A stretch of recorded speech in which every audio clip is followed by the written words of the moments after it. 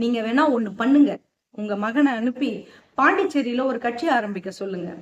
ஏற்கனவே பாண்டிச்சேரியில ஓட்டுக்கு 1000 2000ன்னு மக்களுக்கு கொடுத்துக்கிட்டு இருக்காங்க.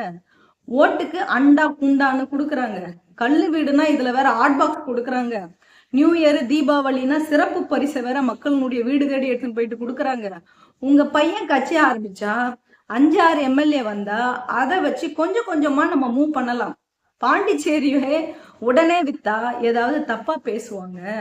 நாங்க ஏற்கனவே உடையாரான எஸ்ஆர்எம் கல்லூரி பச்சையப்பனுக்கு கொடுத்திருக்கிறோம். யாருக்கு?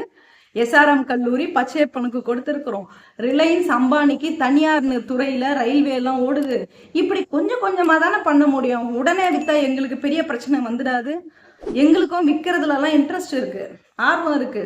பாண்டிச்சேரியை விற்கிறதுனால எங்களுக்கு ஒரு நட்டமும் கிடையாது, பெரிய இழப்பும் கிடையாது. இருந்தாலும் நாங்க நாட்டையே விற்கணும்னு நினைக்கிறோம். அதுதான் எங்களுடைய லட்சியம் அப்படின்னு பிஜேபி எதுவும் சொல்லியிருக்கும் போல மார்டின் அவர்கள்கிட்ட.